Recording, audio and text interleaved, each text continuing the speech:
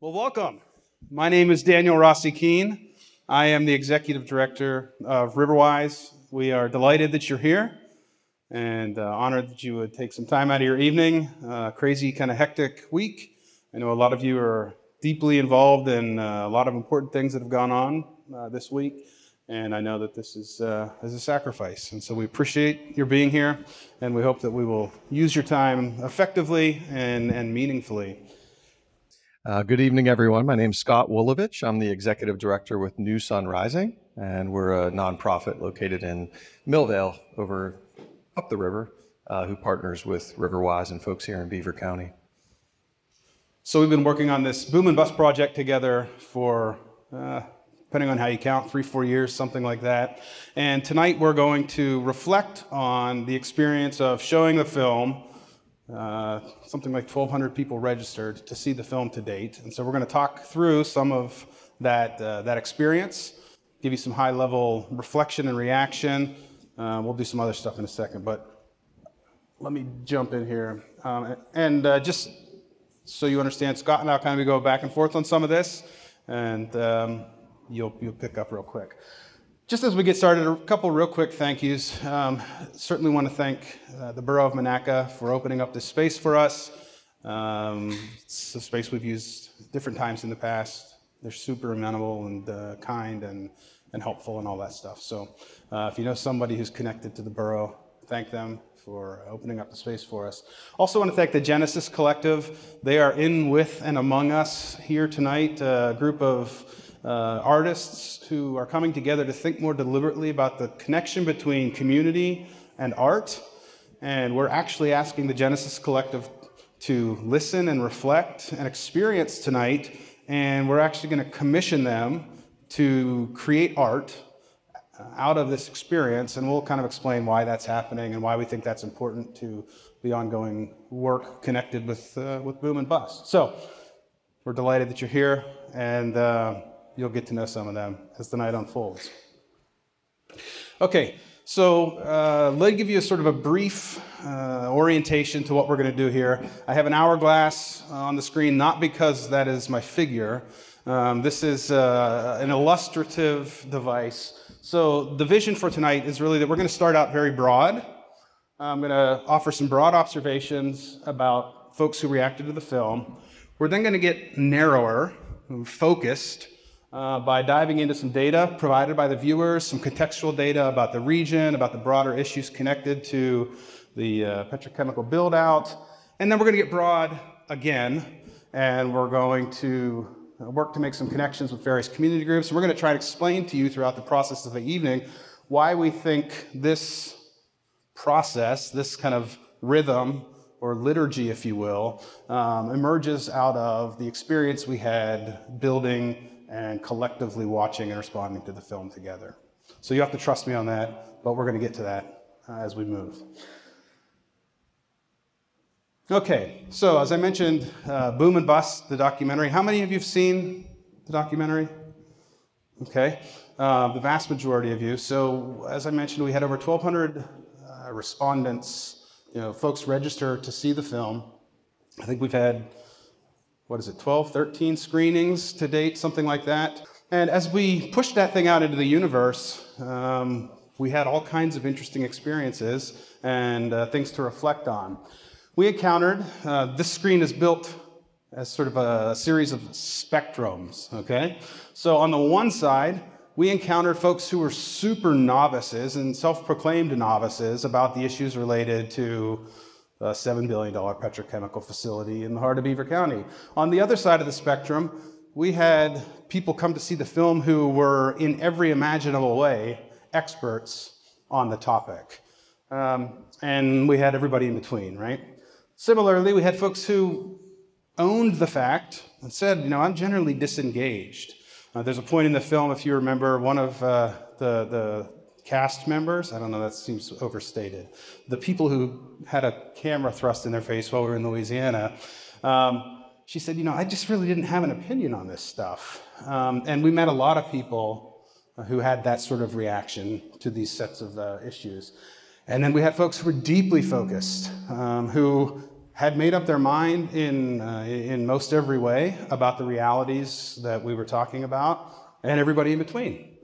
We had folks who were very much concerned about the broader regional impact of the facility, and folks who were super, super interested at a hyper-local level about, what it's going to be like on River Road in Beaver or in Vanport or wherever. So again, many different sorts of scales in approaching the issue.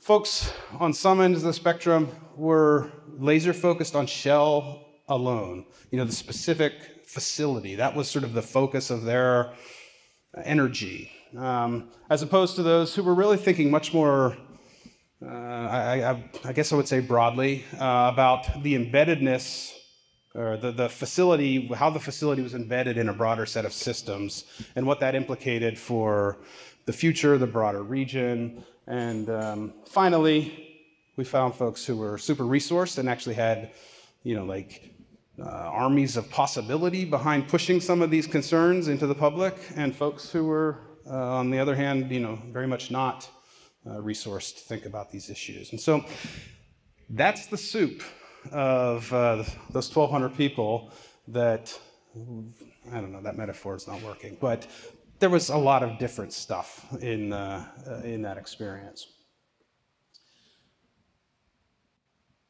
We also had very different experiences from the public around this question of openness to cooperation. As we'll talk about, one of the goals of the film was to push a broader conversation about people and organizations and initiatives thinking more strategically about where and when it was appropriate to come together.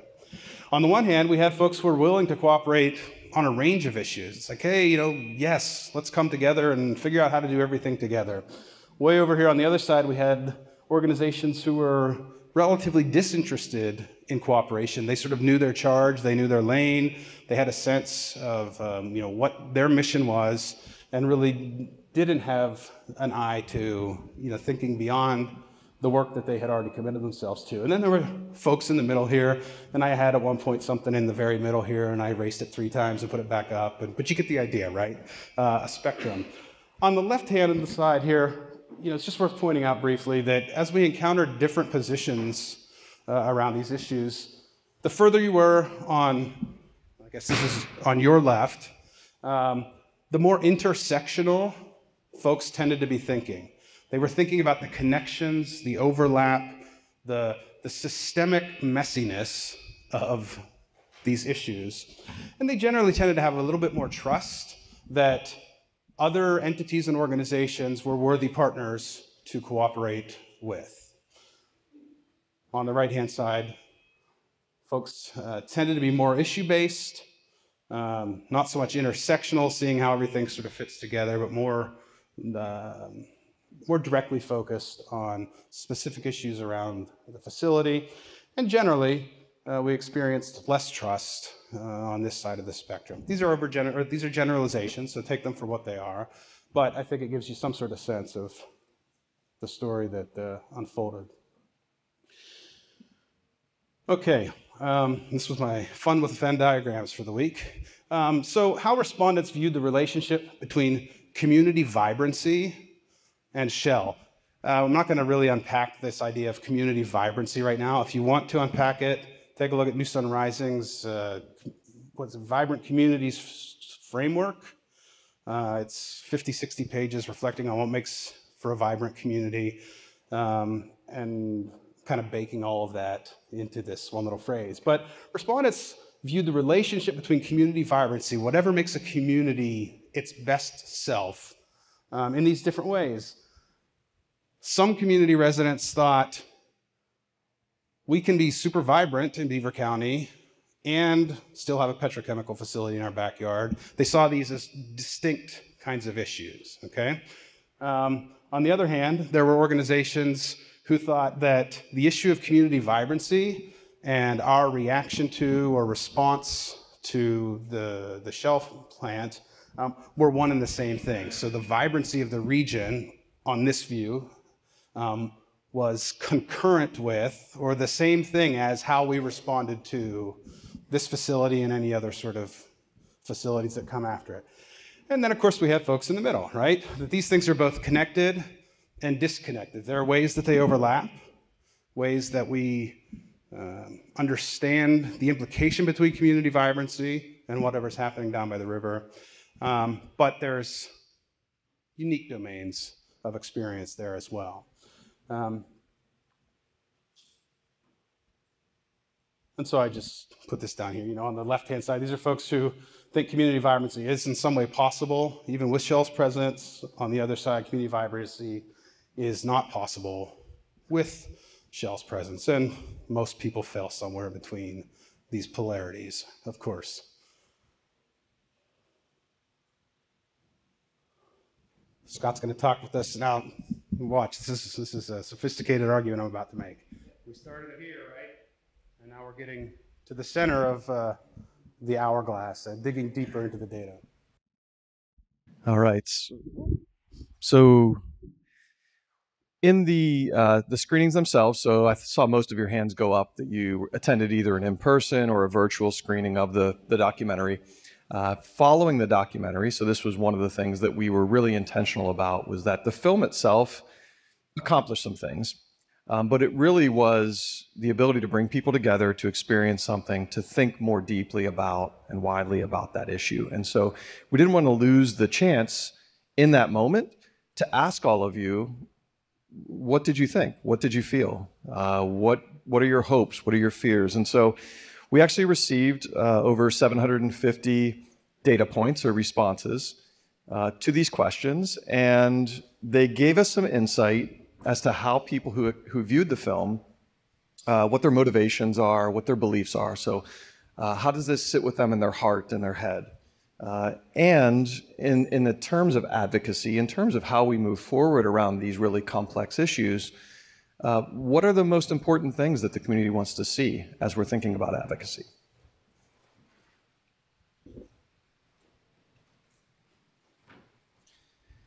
So before we get into the individual responses, the viewers, we wanted to share some just level setting, baseline data around Beaver County. So in the middle here, you can see this story's been told. It was told at length through the film itself. In the early 80s, unemployment rates north of 25%. Things have jumped up and down as they have nationally since then, and roughly settling around that 5%.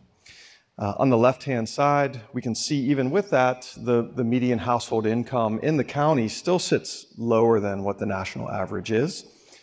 And on the right, it shows that the county is still a very affordable place to live. And so the median homeowner costs are a little more than half of what the average is in the rest of the country. We were having a conversation here earlier. That's not a static thing, right? We know that the influx of investment around the plant and other places where people are already seeing those homeowner costs and rental costs rise. So we know that none of these are static. Beaver County also does have a manufacturing history and present. And so we have around 7% of jobs in Allegheny County being from manufacturing. Beaver County, that jumps up a little north of 11, almost 11.5%. And then in certain places, it's almost approaching 1 out of every 5 people in those communities being employed through manufacturing. And so that's a reality. And it's in the culture, right, in the identity of people that live here in many ways. As we move from an economic and start thinking about environmental, I don't have to tell you all, Beaver County is also a very beautiful place. There are waterways, there is green space. I'm sure a reason that a lot of you love to be here and live here. The middle there shows just the range of how much space there really is per person. And you can see from some of the places in Beaver County, 6 or more acres per person in those areas, all the way down to Allegheny County, which is less than a 1/3 acre of open space per person.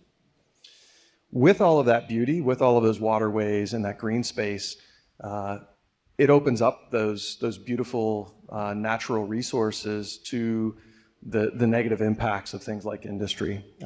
And so again, this is baseline data. This is what's happening. These are as of 2020. The average census tract in Beaver County through EPA data has over 20,000 pounds of toxic release on an annual basis. There are certain areas where that's definitely higher. These were the 3 or 4 census tracts where we found that that was actually far beyond that average. But you can see that there is toxic release and pollution happening in the community already. On the far right, courtesy of our friends at Frac Tracker, we pulled this information. The Shell Falcon pipeline, which is actually the feedstock for the plastic plant, it's ethane that's being cracked there, right? So these pipes that move the ethane across this footprint, there are actually 319 waterways or streams that are crossed by this. And this is beyond the county, but gives you a sense of how many waterways are actually at risk by the infrastructure that's feeding these facilities. And we know that bad things happen. This is 2010 to 2018, 70 pipeline fires and explosions actually happened. And this is within PA, Ohio, and West Virginia, so this is in our footprint. Air quality is also a concern. So we know that anything less than a 12, as far as the particulate matter, PM 2.5, which is the most commonly reported, is considered healthy air. The level of PM 2.5 in Beaver County is at a 9.14. We know that there's some areas where that on an annual basis is higher. That just happens to be associated with the places that also have the largest amount of toxic release. Also know there's a lot of great work and resident-driven work happening around monitoring what's happening with the air quality around the plant itself. And so with those economic realities, with those environmental realities, we start looking at the health of Beaver County. How do those manifest in the people and their quality of life? Over a 20-year period, we actually see the premature death rate in Beaver County increasing by almost 300 people. And the total of that time is almost 18,000 people dying prematurely in the county. Now, we don't have causes for all of those, but looking at how that compares to the national average, it's certainly something that shows us that there's something at play. And some of those things may be chronic disease. So we know that on the left here, the cancer rate in Beaver County is over 8%, as compared to 5.5% at the US level. Asthma and COPD rates are already higher in the county, and the life expectancy here is a bit lower. And so some of these things, you know, as we move into what does it mean to have this petrochemical plant, this facility in the community, it's also good to know where we're starting and good to know where the baselines are. And I know a lot of that's happening with waterways and with air monitoring. But it's also good to know just where we're starting at as people in this region. So getting back to the response to the film itself, we saw a few really interesting trends that we wanted to share tonight in terms of those 750 plus responses that the viewers of the film gave to us. So the very first one that really stuck out to us when we mapped the data was that almost half, 43% of all of the people that watched the film and responded to this survey framed their expectations about their community around this idea of trust, of how engaged they are in the community, and what their relationships with others are. And broadly, some people refer to this as social capital, if you've heard this term before. It's kind of the capital that's exchanged when two people are together, the energy that's exchanged. So people, regardless of where they're from, are really, really concerned and expect that social capital is going to be at the heart of this issue. These are some of the quotes that we pulled, the way people describe that: caring about each other, lifting each other up, having different opinions, but coming together to have tough conversations, building a collective consciousness, utilizing the strengths of the community. So these are all of the ways that people expect the community to work together.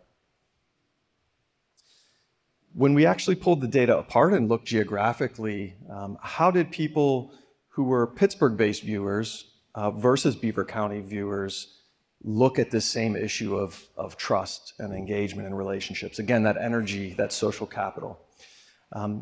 Pittsburgh-based viewers were significantly more hopeful about these things. And so talking about coming together, having experiences, shared experiences, energy, activism, a population that's becoming more diverse and inclusive, and that leading to more success in the community. When we looked at the data from Beaver County viewers, when they described social capital, when they described their relationships and connections and trust, it was more often a fearful response, feeling powerless, expecting that people will sit back and not be engaged in what's happening around them, feeling that there's nothing that they can do around these issues. As Daniel said earlier, these are broad brushes. This is not a scientific study, but we're giving you the trends in the responses that we saw from the community. Another thing that came up was how frequently people talked about the environmental issues themselves. And so this on the left is a heat map of how frequently the responses reference something related to the environment. And so people in Beaver County are concerned about the environment. They're concerned about the natural assets that we talked about earlier and the beauty here. Talking about, the potential of having the air and the water poisoned, the devastation, bad health and safety impacts. So we know that environment is one of the primary concerns from folks. Beaver County viewers also talked a lot about the political challenges here. So that's something that came up repeatedly. Having a voice, being able to influence decision makers, being able to engage with elected officials and hold them to high standards. So we know these issues of social capital, of the environment, and of the political situation here, all were kind of lead themes that we heard in the feedback from folks in Beaver County. I mentioned earlier too that we asked folks, okay, this is happening, we're in the midst of all of this, what do we do about it? What are the strategies that are most important to actually move forward? And the three that came up that were the top vote getters were building more awareness, creating clear on-ramps to participating, to getting engaged in the work, and then actually creating spaces for those intersectional strategies to emerge. So actually mobilizing people around these issues. And these three themes of informing, connecting, and mobilizing are really what this creative advocacy campaign and the ongoing work is focused on. So these are the things that we're hanging our hat on and wanting to engage and learn more about. Okay, so we started out very broadly. Scott intentionally got us in the weeds a little bit. And now we're going to start to kind of move back out a broader sort of lens on some of these things. We're going to try and put this all together. We've not solved every problem here. We've not given you all of the data that has been gathered. Again, broad brush strokes, but we think there's some helpful trajectories that emerged in the conversation that we experienced together and that we've talked about so far. So I want to put all these pieces of the puzzle together. What we learned from Louisiana, this is a humanities major trying to do a math equation, by the way, okay? We took what we learned from Louisiana, and that was considerable. We added to that these broad observations, the 764 data points, but we also had, dozens, if not hundreds of conversations, deep, engaged, ongoing conversations since July 27th. That all kind of went in the soup. We're adding to that the various community data that Scott referenced around environment, around well-being, around economy. And from that, we want to kind of gesture toward some next steps. We have made the claim again and again and again that this is really intended to be the beginning of a conversation, that putting this film out into the universe was really a way of encouraging, even provoking conversation around a set of issues that we feel like we need to look at more intently here in the region. And we also said, as we do that, we want to kind of live the experience of that out loud, in the public, in front of you, kind of explaining how our thinking is unfolding as we walk through that process. So these next handful of slides are going to be our attempt to kind of make some sense of all of these different pieces, and at the same time, gesture toward or give you some kind of an idea of how and why we're going to be moving forward in the ways that we are. So we've landed on two very broad kinds of things. On the one hand, I'm going to present to you over these next handful of slides 5 working hypotheses, okay? 5 different provisional, we know what provisional is, not completely certain, but still informed judgments. And these are sort of the beliefs and the theories that emerge out of living through this experience over the last handful of months together. And then on the other side, we have also landed on some specific experiments that we're going to run. So some of this we're already doing. We want to be able to test our informed judgments. We think that, and Scott has really sort of brought this into the DNA of Riverwise, that it's not good enough just to operate on the basis of intuition. That if we want to architect better communities, we have to do so in ways that can allow us to understand where we're adding value and where we're not. You know, where we're making things better and where we're making things worse. And so we're trying to craft some ways of getting at that, and we'll explain that in a second. And these are actions and projects, okay? So, 5 hypotheses, and they're not all this. This one's a little bit overwhelming. So forget what's on the bottom for a second, and just look, hypothesis number 1. In order to maximize community vibrancy, we must create broad-based coalitions. We heard this again and again and again in Louisiana. You know, the more we studied, the more we read, the more we talked. We recognized that the most affected communities the world over are the communities that are least connected to themselves, to one another. If you lack robust social connection, you will be exploited. And the hypothesis is that we need to create broader-based coalitions. So we need both insiders and outsiders, right? We need people who've been in Beaver County for 300 years and are never going anywhere. And we need people who come in from somewhere else and are able to see and do and import things that we could never do on our own. We need environmental groups, but we also need community groups. We need subject matter experts. We also need community experts. We need individuals and organizations, politicians and residents.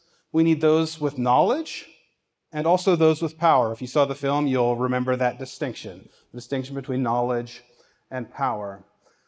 Experts and lay people, I may have already said that. And then we need activists and culture makers. So again, you see in a lot of these slides, we're sort of setting up these persistent binaries, right? You know, we happen to live in a pretty polarized world right now. I don't know if you know. It's been in the news. Part of the experience of this film is that we have to figure out how to get beyond some of those persistent binaries if we're going to have meaningful agency in the future unfolding of our region. That's a tall charge, but I think we're increasingly convinced that it's our charge in our region. All right, so that's hypothesis number 1. A lot of words, might not be the most revolutionary thing on the planet. Here's number 2.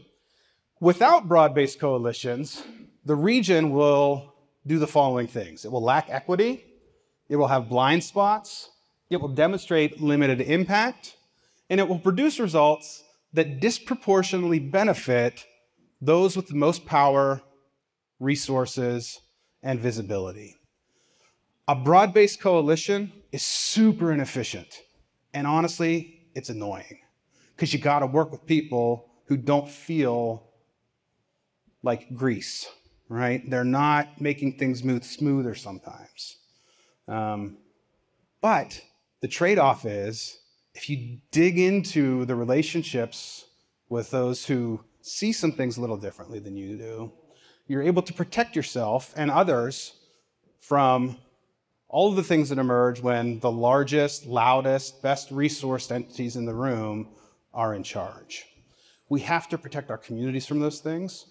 And And the inefficient work of broad-based coalition forming has to be at the center of that activity. There's no quick, easy solution, I'm afraid. So that's hypothesis number 2. Hypothesis number 3. Creating effective broad-based coalitions requires that we deepen our commitment to community data. You can spend a lifetime building broad-based coalitions that ain't worth that much, right? Or that aren't doing anything effective, or that might be doing something effective, but you don't know how to replicate that or extend it or to grow it. We have to dig more deeply into community data. And I've used the term community data here very intentionally. This slide is privileging the stories and experiences of those who are closest to the issues that are going to have to be addressed in our region. There are experts all around us, and there will be experts more and more and more the further we get down the line of history here. We must privilege those voices. We must view them as the experts that they will become, and we need to turn that into data that we can meaningfully deploy. Okay, so that's hypothesis 3. 4. This one's a little weird, but hang with me. Okay, so creating broad-based coalitions will require a new kind of discourse, and creatives are required to make this possible. I mentioned a few slides back that we live in a very polarized universe, right? Well, along with polarized universes comes polarized discourse. How many of you have tried to have a conversation about a polarized topic with somebody in the public sphere? How's that go for you? Did you fix them? Did you sort it out? There are some fundamentally broken things about the human experience right now, and many of those are related to the way that we engage with one another, the tools that we have at our disposal to engage with one another, the mediums that we live in and on and through that make the creation of a broad-based coalition a challenging thing.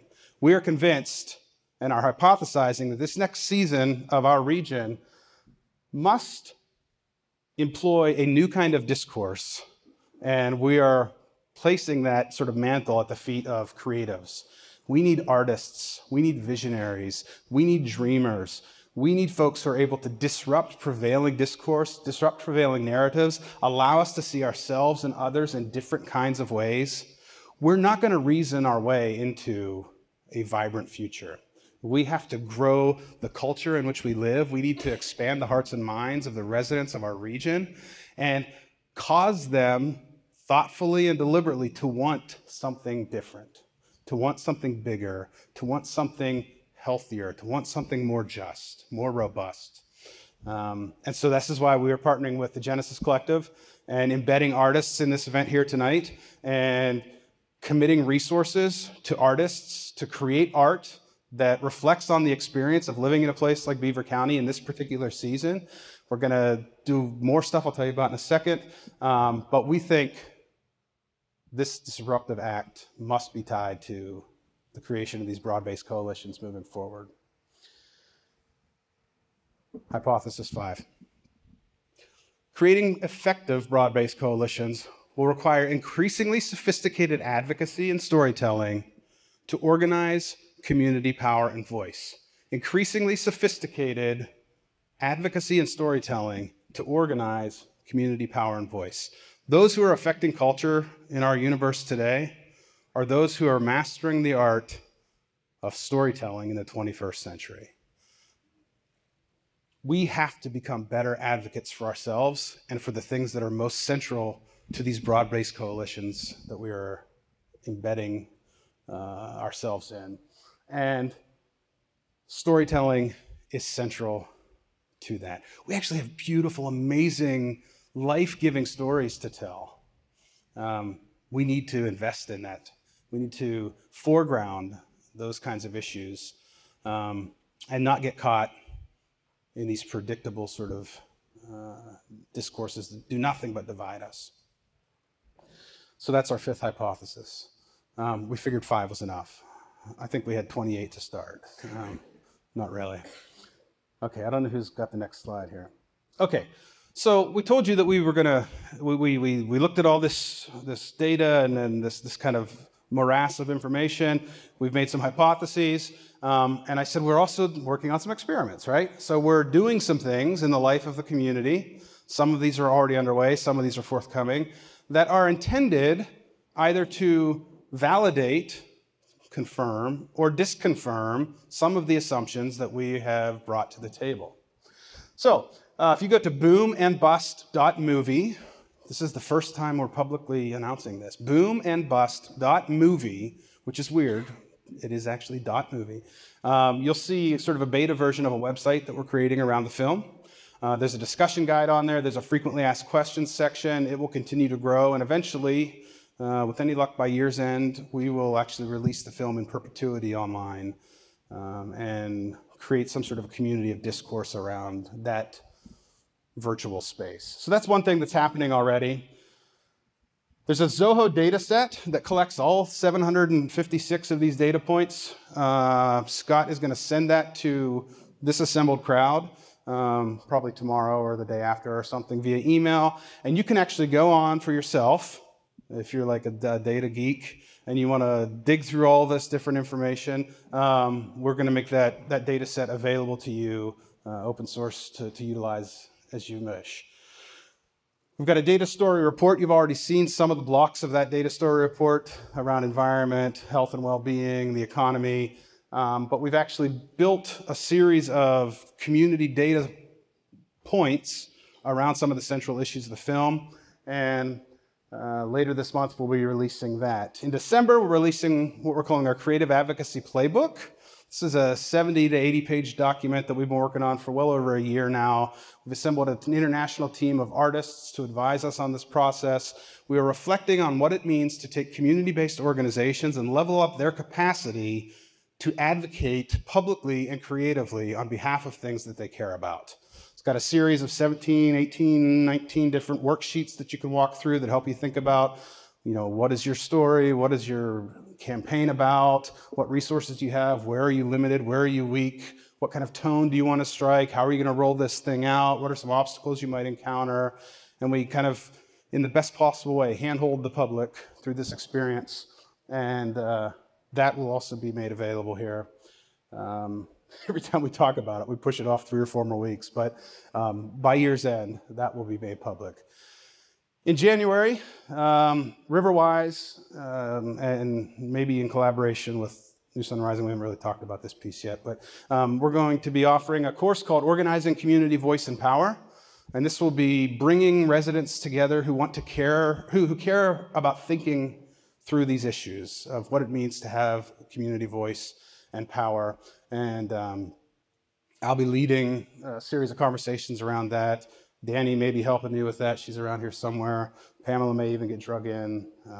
Scott, we're going to think collaboratively about some of the ideas and theories behind this stuff. It's actually been happening since humans started, right? This isn't new kind of stuff, and we need to lean on that. Q1 of 2023, 2 other kinds of things are going to be happening. An Ignite Creative Advocacy cohort will be forming in Beaver County. So we're going to bring, 4 to 10 projects together. We'll bring a small amount of resources to the table, give them some training, and get teams of organizations and individuals to advocate for something that they care about, utilizing the Creative Advocacy Playbook that we're pushing out. And then finally, alongside of the Genesis Collective, later on in Q1 of 2023, we're going to have a Creative Advocacy Showcase. So after this evening, at some point, the artists from the Genesis Collective are going to get back together with me and Scott and Danny and Kelly and a handful of folks, and we're going to debrief and we're going to reflect and we're going to sift through the experience of experiencing this thing together and the film together, and then we're going to ask those artists, not just ask them, we're going to fund them to create art that advocates for positions and ideas that they heard in the broader life of the community throughout this experience. We're going to bring that stuff into public, have some kind of a gallery or some kind of a reveal of the art. There'll be some kind of a public conversation around that, and we'll sort of keep turning the crank on the machine, right? throwing stuff out into the universe that provokes and encourages conversation around these issues. So these aren't just like things we're doing here. These are emergent from our response to all of this information and data, all of these relationships, all of this experience, and some of this probably won't work as well as we hope, and that's fine. I mentioned in a very broad way that these are not new issues, right? Since humans have existed, people have worried about how to make the case for things they care about. Well, there are some very evident and sort of, I say close to home, not necessarily geographically, but kind of emotionally or relationally. We have examples of organizations who have built the kinds of broad-based coalitions that we're talking about. Together Louisiana, if you saw the film, the guy named Broderick, what was it? Broderick Baggart. Sorry. I was looking at the word "and" today, and like every time I looked at it, it looked more poorly spelled. And when I said Broderick, it just seemed very wrong to me. Anyhow, yes, Broderick, the guy who said knowledge isn't power, power is power in the film. He is leading Together Louisiana. His life story of late has been about building broad-based coalitions, and we learned a lot from being with them.